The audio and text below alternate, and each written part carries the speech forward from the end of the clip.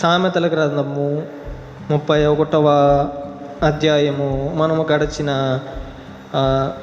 కూడికలో, ప్రార్థనా కూడికలో మనము ఇదే శుక్రవారం నాడు సామెతల గ్రంథము 31వ అధ్యాయం మొత్తం మనం చదువుకొని ఉన్నాం.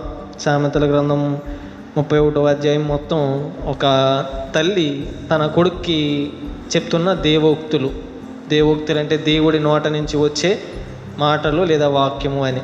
ఆ తల్లి ఆ బిడ్డకి చెప్పిన విషయాల్ని ఆ అధ్యాయంలో మొత్తం పొందుపరిచారు. మనం ఆ విషయాన్ని ఇంతకుముందు చూసాం. అయితే అదే అధ్యాయంలో 27వ వచనం నుంచి మనము మూలవాక్యంగా చదువుకుందాం. పేజీ నెంబర్ పాత నిబంధన 555లో 31వ అధ్యాయం సామెతల గ్రంథము 27వ వచనములో, ఆమె తన ఇంటి వారి నడతలను బాగుగా కనిపెట్టును, పని చేయకుండా ఆమె భోజనము చేయదు అని ఇక్కడ తెలియజేయబడింది. ఆమె తన ఇంటి వారి నడతలను బాగుగా కనిపెట్టును.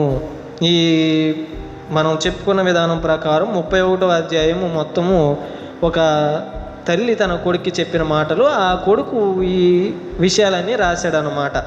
సో రాస్తూ అందులో ఒక మాట ఏం చెప్పారంటే, ఆమె తన ఇంటి వారిని నడతలను బాగుగా కనిపెట్టుకుని ఉంటుంది. ఎవరు ఆమె అంటే ఒక స్త్రీ లేదా ఒక తల్లి లేదా ఒక ఇంట్లో యజమానురాలు అన్న భావం కూడా మనం తీసుకోవచ్చు. సో ఆమె ఏం చేస్తుందంటే తన ఇంటి వారి నడతలను కనిపెడుతూ ఉంటుంది. తమ ఇంట్లో వారు ఏం చేస్తున్నారు అనేది, ఆమె తన పిల్లలు ఏం చేస్తున్నారు అనేది ఆమె ఏం చేస్తుందంటే చూస్తూ ఉంటుంది. ఉదయాన్నే తన కుమారుడు లేచి దేవుణ్ణి ప్రార్థించుకున్నాడా, లేదా లెగిసి స్నానం చేశాడా, రెడీ అయ్యాడా? రెడీ అయితే మనము టిఫిన్ కానీ భోజనం కానీ ఆహారం కానీ పెట్టడానికి ఆ తల్లి చూస్తుంది, అవునా? లేవకపోతే ఏం చేస్తుంది? ఫ్యాన్ కట్టి లెగిస్తాడేమో అని చెప్పి ఫ్యాన్ కడుతుంది. ముందు పిలుస్తుంది, లేకపోతే ఫ్యాన్ కడతారు. ఆ వేడి గాలి కొదినా వాళ్ళు తిరిగి లేస్తారేమో అని చెప్పి ఫ్యాన్ కడతారు. మనం ఇవన్నీ అనుభవించేవారు. నేను కూడా అవి రుచి చూశాను అనమాట. లేక మా అమ్మ తలుపు కొడుతుంది, పిలుస్తుంది. ఆ నిద్ర మొత్తులు ఏం లెగిస్తాం? లేకలేము. అప్పుడు ఏం చేస్తుందంటే ఫ్యాన్ కట్టేసి వెళ్ళిపోతుంది. 5-10 నిమిషాలకి ఆ చెమటలు పట్టి మనం లేచి మన పనులు మనం చేసుకుంటూ ఉంటాం. అలాగా ఉదాహరణగా ఆ ఇంట్లో ఆ తల్లి ఏం చేస్తుందంటే ఒక కుమారుడి పట్ల లేదా బిడ్డ పట్ల అలా శ్రద్ధ అనేది చూపించి లేకపోతే లేపి భోజనం పెట్టడం అనేది ఆవిడలో చూస్తాం. తన ఇంటి వారి నడతలను ఆమె చాలా జాగ్రత్తగా స్త్రీ చూసుకుంటుంది. అలాగే పని చేయకుండా ఆమె భోజనం చేయదు. అందరికీ ఆమె భోజనం వడ్డించిన తర్వాతే ఏం చేస్తుంది? ఆవిడ ఆఖరి మిగిలింది తింటుంది. ఇంకా అది అయిపోయింది అనుకోండి, అప్పుడు ఇంకా ఎవరికైనా సరిపోకపోతే వండి పెట్టి ఆ తర్వాత తింటుంది. 2 అయినా 3 అయినా 4 అయినా సరే. సో ఆ రోజుల్లో స్త్రీలు అనేవారు అలా ఉన్నారని మనం చూడొచ్చు. మరి ఈ రోజుల్లో ఎలా ఉన్నారంటే, మీరు తిన్నా తినకపోయినా పర్లేదు కానీ మాకు ఆర్డర్ పెట్టుకుంటాం మేము అని ఫోన్లో వాళ్ళు ఒక నొక్కితే అక్కడి నుంచి ఇక్కడికి వచ్చేస్తుంది. వాళ్ళు తినేస్తారు. వాళ్ళ గదిలోకి వెళ్ళి వాళ్ళు తింటారు, లేదంటే ఎక్కడో వాళ్ళు తింటారు. మీరు వండుకోండి అత్తయ్య, మీరు వండుకోండి అమ్మ, మీరు వండుకోండి నాన్న అని అక్కడ ఈ లేటెస్ట్ జనరేషన్లో ఇటువంటి విధానాలు అనేవి చూస్తాం. అయితే దేవుని పట్ల భయభక్తులు కలిగిన స్త్రీ, కుటుంబాన్ని పట్ల శ్రద్ధ కలిగిన స్త్రీ ఎలా ఉంటుందో ఈ అధ్యాయం మొత్తంలో వివరించుకొచ్చారన్నమాట. ముఖ్యంగా దేవుని పట్ల భయం కలిగిన స్త్రీ తన ఇంటి వారి పట్ల కూడా ఏం చేస్తుందంటే శ్రద్ధ చూపిస్తుంది. లేదంటే నా కొడుకు ఎలా పోతే నాకేంటి అన్నది.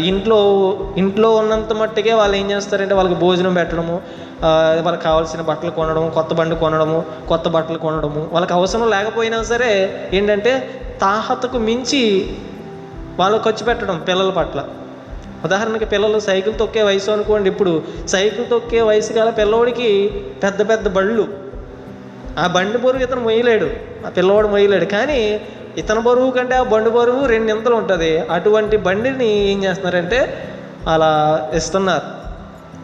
కేటీఎం బండ్లు, అలాగే బుల్లెట్ బండ్లు వాళ్ళకి ఇవ్వడం, ఇదంతా జరుగుతుంది.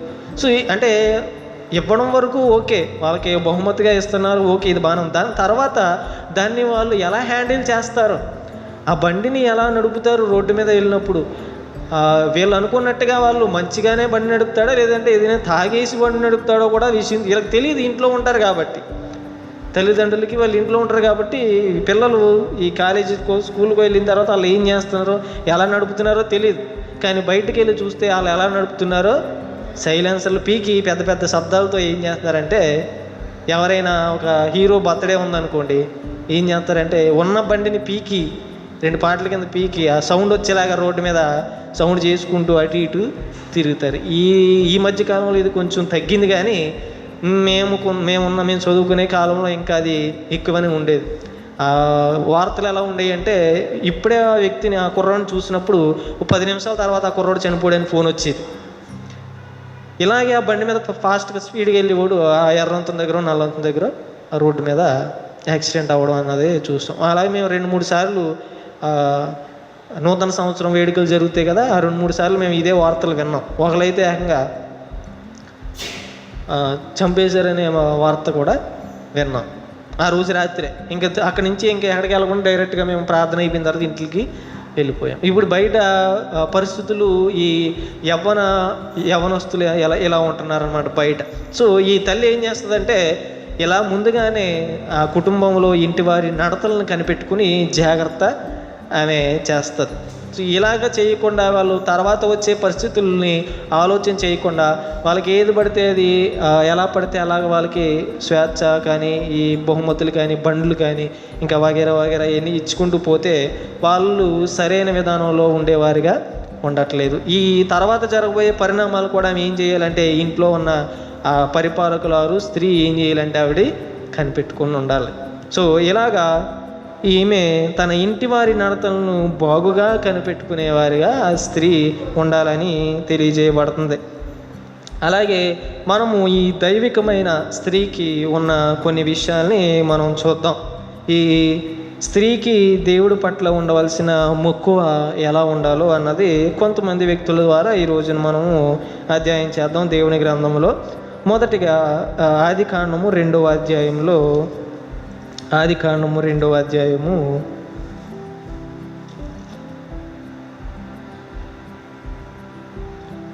18వ వచనంలో,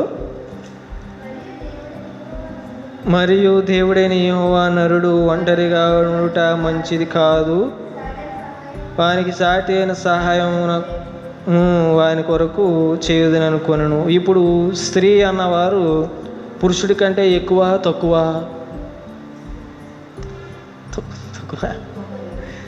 అంటున్నారు, ఎక్కువ అంటున్నారు.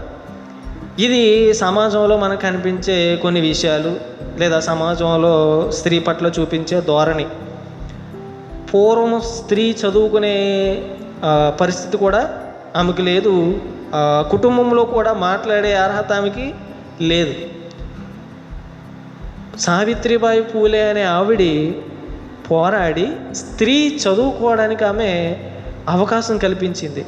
తర్వాత రాజ్యాంగంలో అందరూ సమానమనే విధానము ఆర్టికల్లు అంబేద్కర్ గారు, డాక్టర్ బిఆర్ అంబేద్కర్ ద్వారా లిఖించబడ్డాయి. దానికంటే ముందు ఈ సావిత్రిబాయి పూలేని, అలాగనే ఆవిడ భర్త గారు, వీరిరువురు కలిసి సమాజంలో మార్పు తీసుకురావాలని చెప్పి స్త్రీలు చదువుకోవాలి అని వాళ్ళు ప్రేరేపణ కలిగి ఎన్నో పోరాటాలు చేశారు. ఆ పోరాటంలో వీళ్ళు ఒక బ్రాహ్మణ కుటుంబానికి చెందినవారు.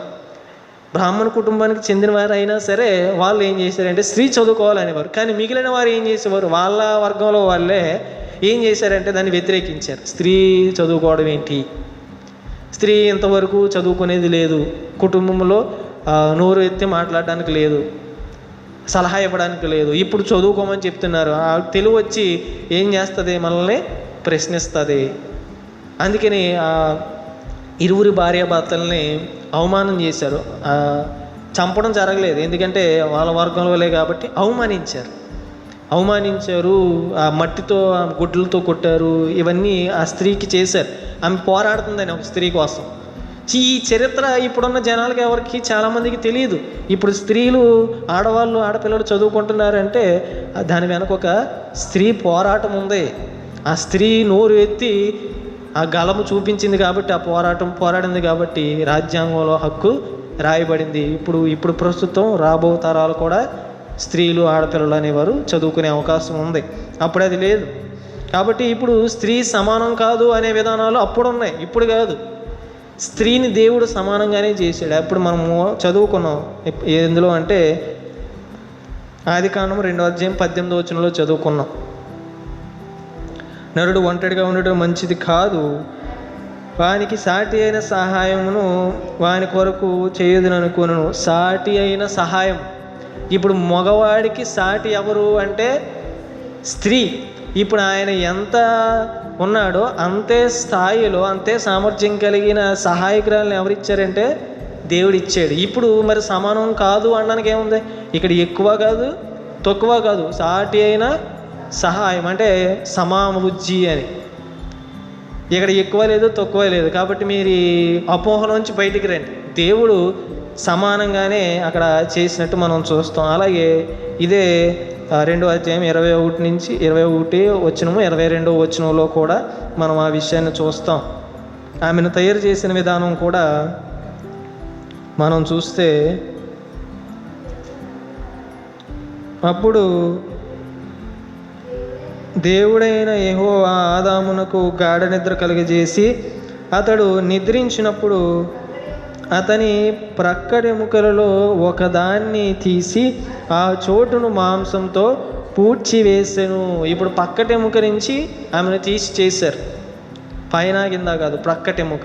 అలాగే సాటి అయిన సహాయకురాలు. ఈ విధానాలను బట్టి అక్కడ సమబుజ్జిగా దేవుడు సమంగా చూశాడని చెప్పి తెలియజేయబడుతుంది. అలాగే రోమాపత్రికలో కూడా పురుషుడేమి, స్త్రీలేమి, యూదుడేమి, గ్రీసస్తుడేమి అందరూ దేవుని యందు నూతన సృష్టి, అందరూ ఒక్కటే అన్న మాట రోమాపత్రికలో అక్కడ తెలియజేయబడుతుంది. సో సమంగానే దేవుడు ఏం చేశాడంటే స్త్రీ పురుషుల్ని చేశాడు, ఎక్కువ తక్కువ చేయలేదు. అది ఆ విషయాన్ని గుర్తుపెట్టుకోవాలి.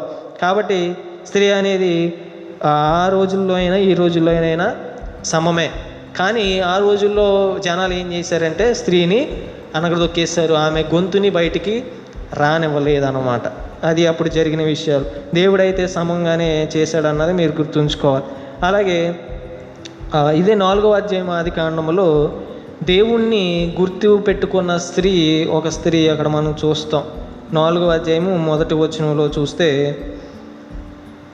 ఆదాము తన భార్య అయిన హవ్వను కూడినప్పుడు ఆమె గర్భవతి అయి కయ్యేనును కని, యెహోవా దయ వలన నేను ఒక మనిషిని సంపాదించుకున్నాను అని ఇక్కడ చెప్పబడుతుంది. ఏంటంటే ఆదాము అవ్వ కలిసినప్పుడు వాళ్ళకు ఒక బిడ్డ పుట్టారు. ఆ బిడ్డ పుట్టిన తర్వాత ఆమె ఏమంటుందంటే, యెహోవా దయ వలన నేను ఒక మనిషిని సంపాదించుకున్నాను, దేవుని దయ వల్ల, యెహోవా దయ వల్ల అంటుంది. ఇది ఎప్పుడు గుర్తు చేసుకుంటుంది దేవుడిని? ఈవిడి గర్భంలో నుంచి ఆ శిశువు పుట్టినప్పుడు ఆమె గుర్తు చేసుకుంటుంది. ఇది ఒక విషయం. ఇప్పుడు ఆమె స్థితి ఎలా ఉందంటే, మొదట వాళ్ళు ఎక్కడ ఉన్నారు? ఏదైనా తోటలో దేవుడు ఫస్ట్ వాళ్ళని పెట్టారు. వాళ్ళు చేసిన తప్పు వల్ల, పాపం వలన, ఆజ్ఞాతిక్రమం వల్ల వాళ్ళని అక్కడి నుంచి బయటికి పంపించేశారు. పంపించేసిన తర్వాత ఈమె ఎప్పుడు గుర్తు చేసుకుందంటే, దేవుడి దగ్గర నుంచి దూరంగా వెళ్ళిపోయినప్పుడు, ఆమెకు గర్భఫలం వచ్చినప్పుడు ఆమె గుర్తు చేసుకుంది ఏంటంటే, దేవుడి ద్వారా నేను మనిషిని సంపాదించుకున్నాను. ఇంట్లో కుమారుడు గొడవపడి ఆస్తి తగాదాలు అయిపోయి ఇంటి నుంచి బయటకు వెళ్ళిపోయి మనల్ని గుర్తు చేసుకుంటే ఎలా ఉంటుందో ఇక్కడ అలా ఉందన్నమాట. ఇదే విధానంలో చూస్తే దేవుడు ఒక ఉపమానం చెప్తాడు యేసుక్రీస్తు వారు. 2 కొడుకులు ఉంటారు. ఓ కొడుకు ఆస్తిని ఇచ్చేయమని చెప్పి తీసుకుని దూరదేశానికి వెళ్ళిపోయి అక్కడ అన్నీ ఖర్చయిపోయిన తర్వాత తినడానికి తిండి గతి లేక పందులు మేపే దగ్గర పనిచేస్తే ఆ పందులు పొట్టు కూడా తినే అవకాశం లేదు అతనికి. అప్పుడు గుర్తొచ్చాడు ఎవరు? వాళ్ళ ఇంట్లో నాన్న. నా ఇంట్లో మా నాన్న దగ్గర పనిచేసే వాళ్ళు 3 పూటలా తింటున్నారు, నాకు ఇక్కడ కనీసం తిండికి గతి లేకుండా నేను చచ్చిపోయే పరిస్థితి నాది. నేను అప్పుడు అనుకున్నాడు, నేను నా దేవునికి, నా తండ్రికి నేను పాపం చేశాను, వాళ్ళకి ఎదురు తిరిగాను, వాళ్ళ దగ్గరికి వెళ్ళి క్షమించమని అడుగుతాను, నన్ను ఒకవేళ పనుడిగైనా చేర్చుకుంటారేమో, ఇంట్లో పనుడిగైనా పెట్టుకుంటారేమో అనుకుని తిరిగి వెళ్తాడు. తండ్రి దగ్గరికి పరిగెట్టుకుని వెళ్ళి ఆ కుమారుని హత్తుకుని రా కుమారుడు అని చెప్పి పూర్వం తనకి ఏ స్థితి అయితే ఉందో, ఆ ఇంట్లో చిన్న కుమారుడు ఎలా అయితే ఉన్నాడో అదే స్థాయిని ఇచ్చాడు. ఇతను ఏమనుకున్నాడు, పనుడికైనా చేర్చుకుంటాడేమో, కనీసం పూటకు భోజనైనా దొరుకుతుందేమో అని చెప్పి మళ్ళీ ఇంటికి వెళ్దాను అనుకున్నాడు. కానీ పూర్వం తన స్థాయిని తనకి ఇచ్చి కుమారుడిగా పెట్టి ఆ ఉంగరాన్ని ధరించి నూతన వస్త్రాలు వేసి విందునైనా ఏర్పాటు చేశాడు. ఆ స్థితిలో వాళ్ళ నాన్న గుర్తొచ్చాడు అనమాట. సో ఇంటి నుంచి వెళ్ళిపోయిన తర్వాత స్థితి ఎలా ఉంటుందంటే, పిల్లల స్థితి ఇలాగే ఉంటుంది. దూర ప్రాంతంలో ఉద్యోగ నిమిత్తం వెళ్ళిపోతారు, ఏదో కష్టపడదామని చెప్పి. అక్కడ పాపం నానా తంటాలు పడతారు, అక్కడ సరైన భోజనం ఉండదు. ఇంట్లో ఉన్న భోజనం అక్కడ ఉంటుందా? ఉండదు. ఏదో పౌరుషంగా వెళ్ళిపోతారు. వెళ్ళిపోయిన తర్వాత తెలుస్తుంది ఏంటంటే, కొన్ని నెల రోజులు 3 నెలలు 8 నెలలు అయిన తర్వాత అక్కడ భోజనం సరిగా ఉండదు. మా ఇల్లే బాగుంది, మా అమ్మ చేతి వంటే బాగుంది, నేను చాలా దాన్ని మిస్ అవుతున్నాను, అదే బాగుంటుంది, ఇంటి దగ్గరే బాగుంటుంది అన్న భావజాలంలోకి వాళ్ళు వస్తారు. తిరిగి ఇంటికి వెళ్ళిపోదాం అనే భావజాలంలోకి వాళ్ళు వస్తారు. హాస్టల్లో ఉండే పిల్లలకి ఎక్కువ ఇటువంటి ఆలోచనలు ఉంటూ ఉంటాయి. మా చెల్లి హాస్టల్లోనే ఉంది. ఇప్పుడు ఎలా ఉందంటే అక్కడ సన్నంగా అయిపోయింది. చిన్న చెల్లి కూడా హాస్టల్లోనే వేశారు, సన్నంగా అయిపోయింది. ఇప్పుడు ఏంటంటే అలా అయిపోయావంటే భోజనం సరిగా ఉండట్లేదు అంటుంది. అక్కడ భోజనం నచ్చట్లేదు అనమాట ఆవిడికి. ఇలాగా దూరంగా ఉంటే ఇటువంటి పరిస్థితుల్లో అప్పుడు ఏమవుతుందంటే గృహం గుర్తొస్తుంది. ఇంట్లో చేసే అమ్మ వంట గుర్తొస్తుంది, నాన్న తీసుకొచ్చే చిన్న చిన్న వస్తువులు ఇవన్నీ ఆప్యాయత అప్పుడు గుర్తొస్తాయి. ఎప్పుడు? ఇంటికి దూరంగా ఉన్నప్పుడు. ఇప్పుడు దేవుడు కూడా దేవుడి దగ్గర ఉన్నప్పుడు అన్నిటినీ ఆయన ఇచ్చినప్పుడు అటన్నిటి విలువ వాళ్ళకి తెలియలేదు. ఎప్పుడైతే దేవుడి నుంచి దూరంగా వెళ్ళిపోయారో అప్పుడు తెలిసింది. ఆ పూటకి గతి లేని ఆ స్థితిలో, మరణ అంచుల్లో ఉన్న ఆ స్థితిలో దేవుడు గుర్తొచ్చాడు. అప్పుడు మనం మొహమాట పడకూడదు. మొహమాట పడకుండా దేవుడి దగ్గరికి తిరిగి వస్తే ఆయన ఖచ్చితంగా చేర్చుకుంటాడు. దేవుడి దగ్గర ఉన్నప్పుడు మనకు ఆ స్థితి, ఆ ఆనందం, ఆ రుచి తెలియకపోవచ్చు. దేవుణ్ణి ఆదివారం ఆరాధించేటప్పుడు మనకు ఆ రుచి తెలియకపోవచ్చు. ఎప్పుడైతే ఆరాధన విడిచి దూరంగా దేవుడికి సన్నిధికి దూరంగా ఉంటామో, దేవుడికి దూరంగా ఉంటామో, అప్పుడు వచ్చే సమస్యలు, ఇబ్బందులు ఇవన్నీ ఉంటాయి చూసారా, కలహాలు. అప్పుడు వస్తాడు దేవుడు గుర్తుకు. అప్పుడు అనిపిస్తుంది నేను ఖచ్చితంగా దేవుడి దగ్గరికి వెళ్ళాలి. ఇబ్బందులు వచ్చినప్పుడే దేవుడు ఏమవుతాడంటే గుర్తొస్తాడు. అదనమాట. సో ఇలాగా దేవుణ్ణి జ్ఞాపకం చేసుకునే పరిస్థితి మనకు ఉండకూడదు.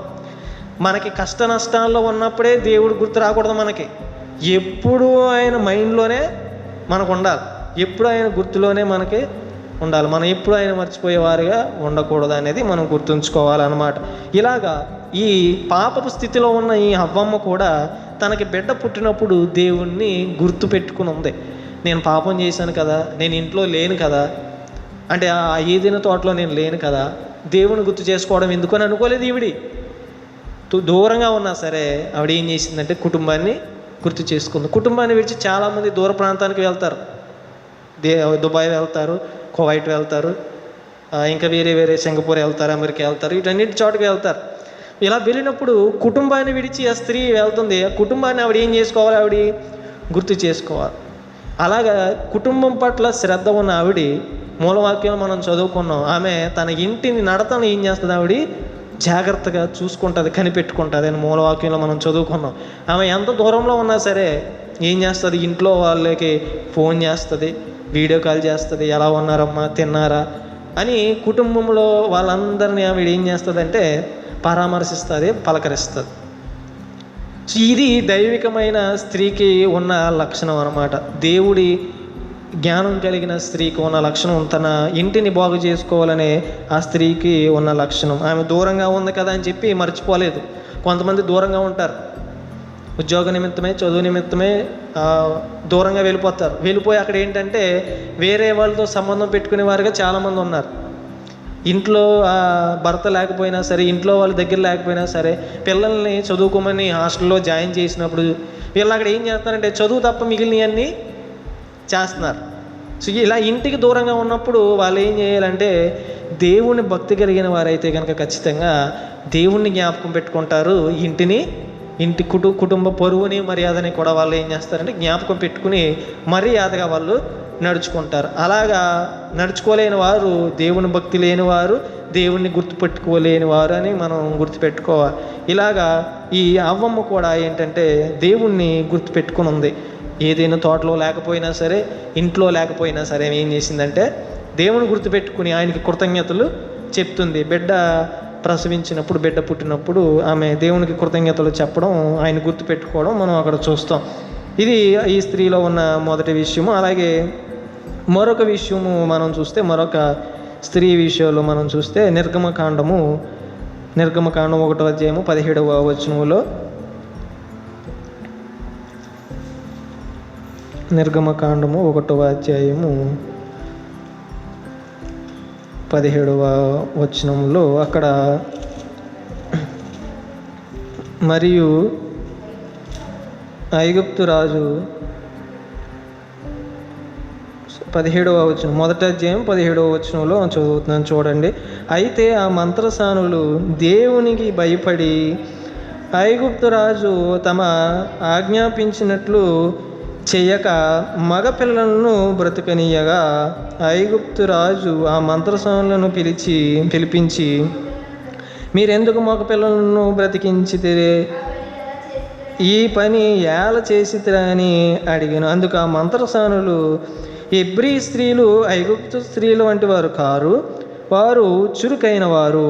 మంత్రసాని వారి యొద్దకు వెళ్ళక మునిపే వారు ప్రసవించి ఉందిరని ఫరోతో చెప్పిరి.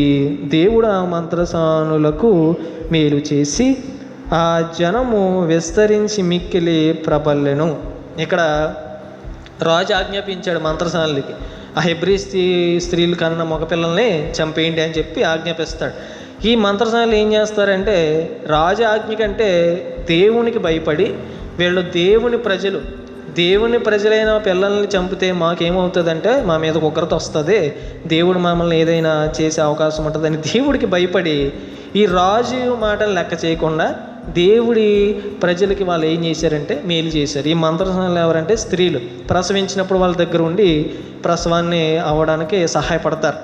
సో వీళ్ళు ఏమన్నారంటే, మేము వెళ్ళే ముందే వీళ్ళు ఏం చేశారంటే, వాళ్ళు బాగా తెలివైన వాళ్ళు, హెబ్రీ స్త్రీలు ఐగుప్తు స్త్రీల కంటే తెలివైన వాళ్ళు, కాబట్టి మేము వెళ్ళకముందే వాళ్ళు ఏం చేశారు, ప్రసవించేశారు వాళ్ళు పిల్లల్ని, వాళ్ళు దాచేశారు, మాకు తెలీదు అని వాళ్ళకి చెప్పారు రాజుకి.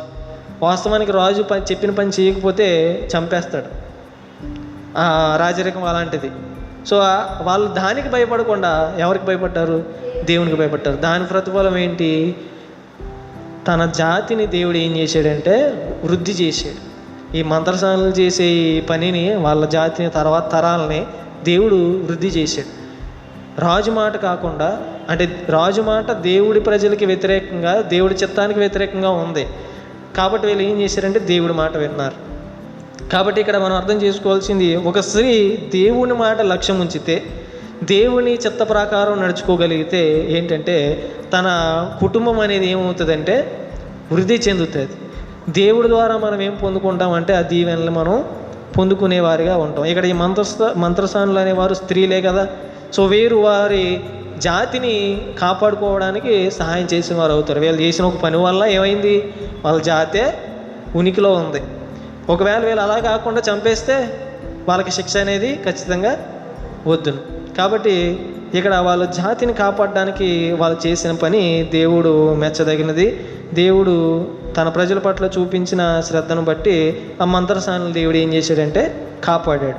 కాబట్టి మనం కూడా దేవుని పని కొనసాగడానికి మనం సహకరిస్తే కనుక దేవుడు మనల్ని, మన కుటుంబాన్ని కాపాడుతాడు. మనకు ఆయన ఏం చేస్తాడంటే రక్షగా ఉంటాడు. ఇక్కడ బయట నుంచి వచ్చే ఆపద నుంచి అయినా ఆయన మనకి రక్షగా ఉంటాడు. ఆయన చిత్తాన్ని మనం నెరవేర్చగలిగితే అని గుర్తుంచుకోవాలి. ఇది ఒక లక్షణంగా మనం చూస్తాం దైవికమైన స్త్రీల్లో.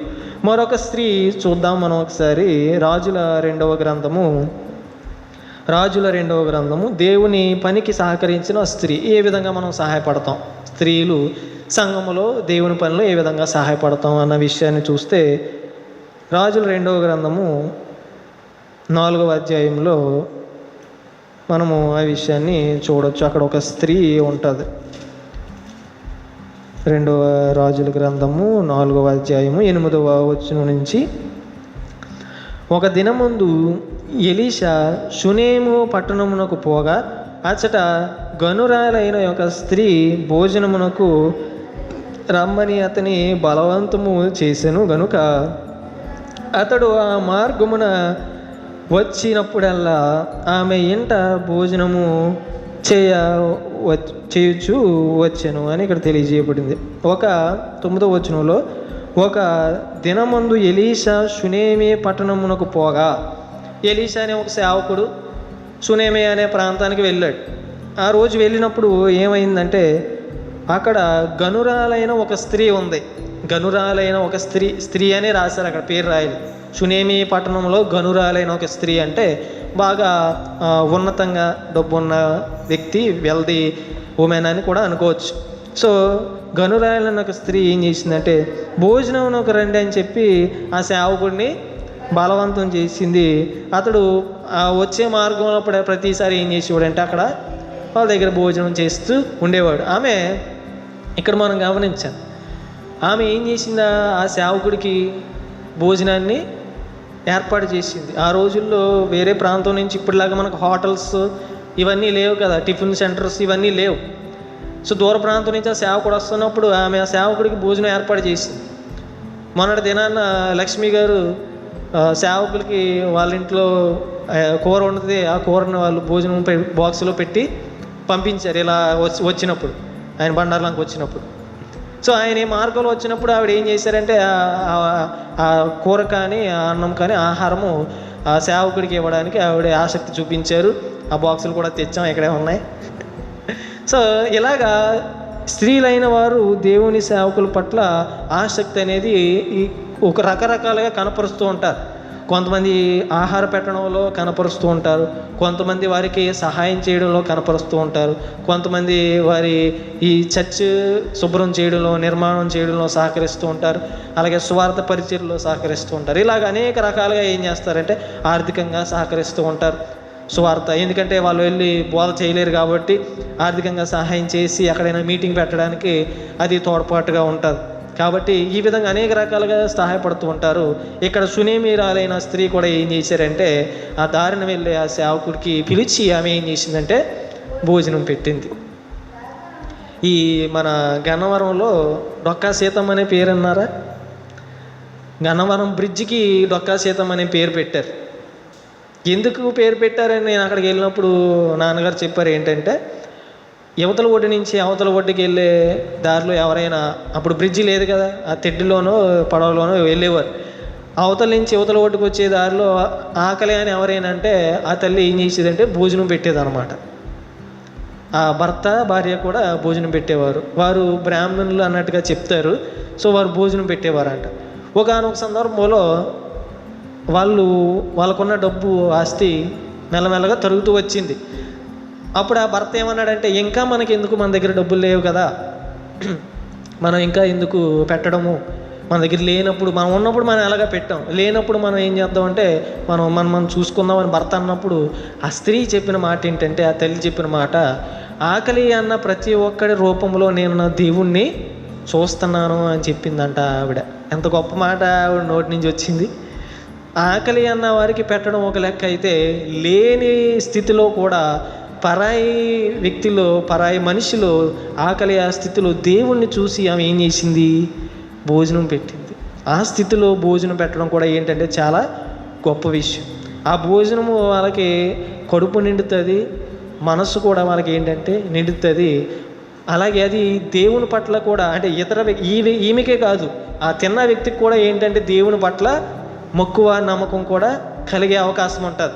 కాబట్టి ఆవిడ ఆ పరిస్థితుల్లో కూడా ఆవిడ సహాయం చేశారు. అందుకనే ఆ వంతెనకి, గన్నవరం వంతెనకి డొక్కా సీతమ్మ అనే బోర్డు కూడా అక్కడ ఉంటుంది, నేను చూశాను వెళ్ళినప్పుడు. సో అందుకని అంటే ఇప్పుడు ఆ హిస్టరీ నాకు చెప్పారు.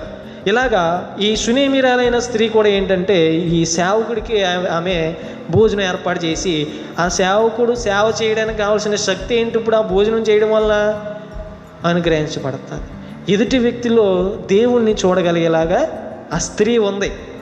అలాగా ఎదుటి వ్యక్తిలో మనం దేవుణ్ణి చూడగలిగేలాగా దేవుని పరిచర్లో మనం సహాయపడేవారిగా మనం ఉండాలని గుర్తుపెట్టుకోవాలి.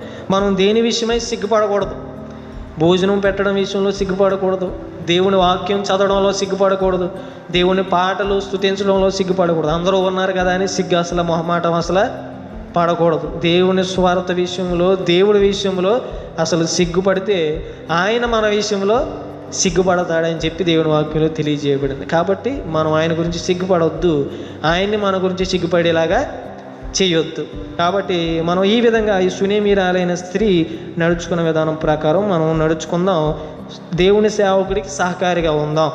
అలాగే ఈవిడ ఒకసారి కాదు, ఆ మార్గంలో వెళ్ళినప్పుడల్లా ఈయన ఏం చేస్తున్నాడు, వాళ్ళ ఇంటికి వెళ్ళి ఆయన భోజనం చేస్తున్నాడు. అంటే ఆమె ఆయనకి ఏం చేస్తుందంటే మర్యాదలు, భోజనం, ఆహారం అనేది పెడుతుంది. ప్రతిసారి పెడుతుంది ఆవిడ, ఒకసారి జరగలేదు, ఇది ప్రతిసారి జరుగుతుంది. అలాగే అంటే మనం భోజనం గురించి కాదు కానీ ఇక్కడ అవసరమైతే భోజనం పెడతాం. అయితే దేవుని సేవ నిమిత్తం, పరిచర్య నిమిత్తము మనం విసుగక ఏం చేయాలంటే దేవునికి పని చేయాలి, దేవుని సేవకుడికి సహకారిగా మనం ఉండాలని మనం గుర్తుంచుకోవాలన్నమాట. ప్రతిసారి విసుగకూడదు. ఇంకా ఒకసారి చేసాం కదా, అయిపోయింది కదా అని అనుకోవడానికి లేదు. దేవుని పనికి మనం ఎల్లప్పుడూ చేసేవారిగా సిద్ధంగా మనం ఉండాలని గుర్తుంచుకోవాలి. అలాగే ఇంకా ఈమె చేసిన పని ఏంటంటే, చివరిగా చదువు ముగించుకుందాం. ఆ తర్వాత మనం చదివితే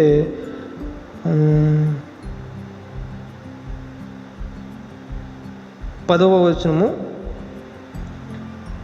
9వ వచనం నుంచి చదువుదాం. కాగా ఆమె తన పెనిమిటిని చూచి ఆయన యొద్దకు వచ్చుచు, పోచునవాడు భక్తిగల దైవజనుడని నేను ఎరుగుదునని చెప్తుంది. పెనిమిటి అంటే భర్తకి చెప్తుంది.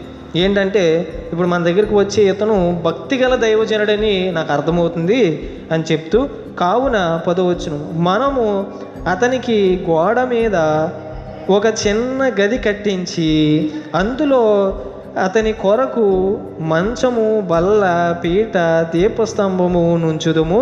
అతడు మన యొద్దకు వచ్చినప్పుడు ఎల్లా అందులో బస చేయవచ్చునని చెప్పాను. ఈయన ఒకసారి భోజనం చేశాడు, ఇంక వెళ్ళే దారిలో అప్పుడల్లా వచ్చి ఆమె భోజనం పెడుతుంది, ఈమె భోజనం చేసి పరిచర్య ఆయన చేసుకుంటున్నాడు. ఇది బాగానే ఉంది కదా. ఇప్పుడు ఈయన భక్తి గల దేవుని సేవకుడని నాకు అర్థమవుతుంది, భర్తతో చెప్తుంది ఆవిడ ఈ మాటలు, నాకు అర్థమవుతుంది. ఇప్పుడు మనం ఏం చేద్దామంటే పైన ఆయనకు ఒక గది పెట్టుంచుదాం. గది కట్టేసి వదిలేద్దామా అంటే కాదు. మంచం ఏర్పాటు చేశారు, బల్ల ఏర్పాటు చేశారు, దీపము, లైటు ఏర్పాటు చేశారు. అక్కడ ఏవైతే కావాలో వాటన్నిటినీ వాళ్ళు సమకూర్చి పెట్టేశారు. ఇప్పుడు దేవుని స్త్రీలు అన్నవారు సేవకుడికి ఇప్పుడు ఇల్లు కట్టించాలా వాళ్ళ ఇంటి పైన? ఈ స్త్రీ ఏం చేసింది, గనురాలేని, ఈమె దగ్గర డబ్బు ఉంది కాబట్టి ఈమె భర్తను అడిగి ఏం చేసింది, అక్కడ కట్టిద్దాం అన్నది. ఇప్పుడు ఏం చేయాలి? ఇప్పుడు మన స్త్రీలు సేవకుడికి మన ఇంటి పైన ఒక చిన్న గది కట్టించి ఇద్దామా అంటే అవసరం ఉన్న సేవకుడికి అది చేసినా తప్పు లేదు. ఎందుకంటే కొంతమంది సేవకులకి ఉండే పరిస్థితి కూడా కొంతమందికి ఉండదు. ఒకవేళ ఆ విశ్వాసులు స్త్రీ ఎవరికైనా ఇటువంటి ధనవంతురాలు, ధనికురాలు అయితే ఆమె కట్టించగల సామర్థ్యాలు కాబట్టి అటువంటి మనసు ఆమెకుంటే అది కట్టించవచ్చు, తప్పులేదు, లేని సేవకులకి అయితే కనుక. అయితే ఇప్పుడు మనము ఏం చేయాలి అంటే, ఇప్పుడు మిగిలిన సేవకుల విషయంలో మనము దేవుని గృహము కట్టడానికి ఏం చేయాలి, సహకరించాలి. ఇప్పుడు చర్చి బిల్డింగ్ కట్టడానికి మనం 1000, 2000, 10,000, ఇంకా 30,000 పైన వేసి ఆర్థికంగా సహాయం చేస్తాం. చర్చి బిల్డింగ్ నిర్మాణం, కిటికీలు ఒకరు ఇస్తారు, టైల్స్ ఒకరు ఇస్తారు, కుర్చీలు ఒకరు కొంటారు, ఇలాగ రకరకాలుగా చేస్తూ ఉంటాం. ఇది ఒక రకంగా మంచిదే. అయితే దీనికి అదనంగా మినహా ఏంటంటే దేవుని గృహం అనగా దేవుని సంఘం, దేవుని సంఘ నిర్మాణంలో ఏం చేయాలంటే సహాయం చేయాలి. మనకు ఇప్పుడు అంత డబ్బు లేదు. ఇప్పుడు మనం ఏం చేయాలంటే విశ్వాసులను దేవుళ్ళలోకి తీసుకురావడానికి సహాయం చేయాలి.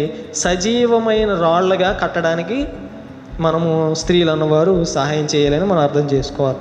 అంటే ఒక్కొక్క విశ్వాసిని, ఒక్కొక్క మనిషిని దేవుళ్ళో రక్షణలోకి నడిపించగలిగితే దేవుని గృహం ఏమవుతుందంటే నిర్మాణం జరుగుతుంది, సంఘము పని కూడా జరుగుతుంది. ఇది అన్నమాట ఇక్కడి నుంచి మనం నేర్చుకోవాల్సిన మరొక విషయం. అలాగే ఈమె ఇక్కడ మరొక విషయం ఏంటంటే, ఈమె పెనిమిటిని అడిగింది. అంటే భర్తని ఈవిడ ఏం చేసింది, సంప్రదించింది. ఇలా చేద్దామని ఆలోచన వచ్చినప్పుడు ఎవరికి చెప్పింది, వెళ్ళి మొదట భర్తకి చెప్పింది. ఈవిడ సొంతంగా నిర్ణయం తీసేసుకుందా? లేదు. ఇప్పుడు ఏం జరుగుతున్నాయి, సొంత నిర్ణయాలు ఎక్కువ అవుతున్నాయి. ఎందుకంటే ఇప్పుడు నా ఇష్టం, అని చాలామంది అంటున్నారు. ఇవి నాకంటూ ఒక ఇష్టం లేదా, నేనంటూ నా పనులు చేసుకోవడానికి నాకు స్వాతంత్రం లేదా అనే మాటలు ఉన్నాయి. ఫోన్ పాస్వర్డ్ కూడా ఏంటంటే భర్తకు తెలీదు. ఫోన్ పాస్వర్డ్ భర్తకు తెలీదు. ఇప్పుడు ఫోన్ పాస్వర్డ్ అడిగితే గొడవలు అవుతాయి. ఒక ఆవిడ ఉంది, భర్త ఫోన్ పాస్వర్డ్ ఏంటని పొరపాటున అడిగాడు. ఇందులో ఇంకొక సమస్య ఏంటంటే ఇదే అనమాట. ఏంటంటే ఫోన్ పాస్వర్డ్ ఏంటంటే మన పెళ్లి రోజు అని చెప్పింది. పెళ్లి రోజు ఆయన గుర్తులేదు, తప్పు కొట్టాడు, తప్పు వచ్చింది. సరిగ్గా తప్పు వస్తుందని చూపెడితే ఒకటి పీకి వెళ్ళిపోయింది లోపలికి. అంటే పెళ్లి రోజు అతనికి గుర్తులేదు అనమాట. ఇలా కూడా జరుగుతాయి కొన్ని సందర్భాల్లో. సో ఇలాగా వ్యక్తిగత ప్రైవసీ అయిపోయిందనమాట. ఈ దాంపత్య జీవితంలో ప్రైవసీ అనేది ఉండకూడదు, ప్రైవసీకి చోటు ఉండకూడదు. వాళ్ళిద్దరూ ఏకశరీరమై ఉన్నారు. వాళ్ళిద్దరూ ఏకమై ప్రతి విషయాన్ని వారికి వచ్చిన ఆలోచనని చర్చించుకుని ఆ కుటుంబాన్ని ముందుకు నడవడానికి వాళ్ళు ఏం చేసుకోవాలంటే సహకారిగా ఉండాలి. కానీ ఇప్పుడు కొన్ని పరిస్థితులు ఏంటంటే తారుమారు అవుతున్నాయి. దేవుని జ్ఞానం వాళ్ళు లోపిస్తుంది, దేవుని భక్తి లేదు. అలాగనే ఇంట్లో కుటుంబం పట్ల వాళ్ళకి గౌరవం కూడా లేకుండా పోయిందనమాట. ఈమె భర్తని మొట్టమొదట ఏం చేసిందంటే సంప్రదించింది. ఈమె భర్త అనారోగ్యంతో ఉంటాడు, మంచం మీద పడి ఉంటాడు. ఈవిడ భర్త కింద అధ్యాయం చదివితే మంచం మీద పడి ఉన్నాడు కదా అని చెప్పి ఈమె పట్టించుకోకుండా సొంత నిర్ణయాలు ఈవిడి తీసుకోలేదు. ఆయన్ని సంప్రదించింది. ఆయన అనారోగ్యంగా ఆయన ఉన్నాడు కాబట్టి యజమానుడిగా ఆయనకి చెప్పి ఆమె పని చేయడానికి, ఆ సేవకుడికి కట్టించడానికి ఆమె అక్కడ పని చేయడం మనం చూస్తాం. భర్తని ఏం చేసిందంటే గౌరవించింది. భర్తను గౌరవించే జనాలకు ఇప్పుడు తక్కువ మంది ఉన్నారు. దైవికమైన స్త్రీకి ఆ లక్షణము ఉంటుందన్నమాట. భర్తను గౌరవించే లక్షణం ఉంటుంది. లేదంటే భర్తని ఏడిపించి భర్తని రాద్ధాంతం చేసి విధానాలు ఉంటాయి. భర్త ఎక్కడికైనా వెళ్తున్నాడు అనుకోండి, నువ్వు ఎక్కడికి వెళ్తున్నావు, ఏం చేస్తున్నావు అనే ప్రశ్నలు అనుమానపూర్వకంగా వాళ్ళు అడిగే పరిస్థితులు ఉంటాయి. ఇందులో ఇంకొకటి ఉంది, అనుమానంగా వాళ్ళు అడుగుతున్నారంటే ఆ భర్త ముందు ఏదో చేసి ఉండాలి. సో ఇలాగా కొన్ని విషయాలు అనేవి ఈనాటి సమాజంలో మనం చూస్తూ ఉంటాం. అయితే ఈ దైవికమైన స్త్రీకి ఉన్న విధానాలు మనం చూస్తే, స్త్రీ దేవుడు సమానంగానే చేశాడు, పురుషునికి సాటి అయిన సహాయకురాలుగానే చేశాడు. ఎక్కువ తక్కువ అనేది లేదు. కాబట్టి ఆ దృష్టి మనల్ని తీసివేయాలి. దేవునిలో మనం సమానంగా ఉన్నామని గుర్తుంచుకోవాలి. అలాగే ఇంకొకటి, దేవుడిని స్త్రీ ప్రతి సిచ్యువేషన్లో ప్రతి పరిస్థితుల్లో ఆమె ఏం చేసుకోవాలంటే గుర్తుపెట్టుకొని ఉండాలి. స్త్రీ అయినా పురుషుడైనా సరే దేవుడిని గుర్తుపెట్టుకుని ఉండాలి. అవ్వమ్మ అలాగే ఆ స్థితిలో దేవుణ్ణి గుర్తుంచుకుని ఉంది. అలాగే ఇంకా ఏం చేశారంటే దేవుని సేవకుడికి ఏంటంటే సహాయం చేసే స్త్రీగా ఉండాలి. సో దేవుని సేవలో సహకారిగా ఉంటూ దేవుని పరిచర్యలో సహాయం చేసేవారిగా మనం ఉండాలి.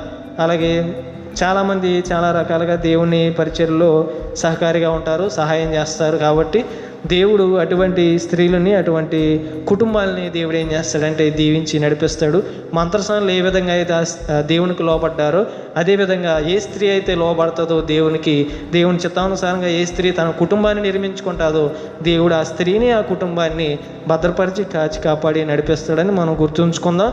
కాబట్టి ఈ మాటల చేత, ఈ వాక్యం చేత మనల్ని హెచ్చరించుకుంటూ మన జీవితాలను ముందుకు కొనసాగాలని కోరుకుంటూ మీ కుటుంబాలు దేవునిలో ఎదగాలని ఆశిస్తూ శ్రద్ధగా విన్నందుకు ప్రభువైన యేసుక్రీస్తు నామమున వందనాలు తెలియజేస్తున్నాం.